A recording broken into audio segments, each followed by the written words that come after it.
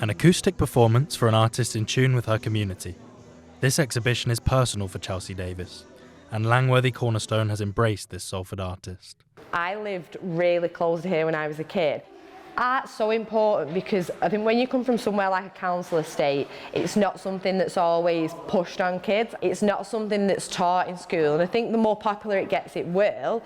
But I think when it comes down to arts and culture, it's so much more important to push it into the children in school. To do it somewhere that meant a lot to me as a child has been absolutely amazing. Salford past and present features in the exhibition, and Chelsea directly addresses modern issues like the cost of living. I think arts and culture are imperative to the human experience. Arts and culture funding historically has not been great, particularly during times of austerity. I'm a teacher as well as a councillor, and obviously I see the impact in the school that I work in, but I see it out in the community as well. And inevitably, things like arts and culture that are seen as the nice to haves end up disappearing. If art has not exactly disappeared, it's definitely shrunk. Salford Council's seen more than £222 million of cuts in 14 years.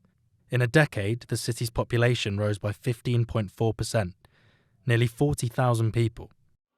More people and more council tax income, but more pressure on services.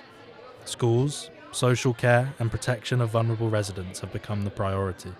Historically, Salford might have had a little bit of a bad reputation, so antisocial behaviour and other things like that, but a lot of the time I think that's because our young people are not engaged in the things that they love, and so having arts and culture out in the city, taking it to where people live, engaging people, getting people on board with our vision to make Salford a city of makers and creators is absolutely imperative. It might seem a lofty claim to think that these canvases might cut crime, but Salford has always had a love affair with the arts, and plenty here hope it can only make this community more connected.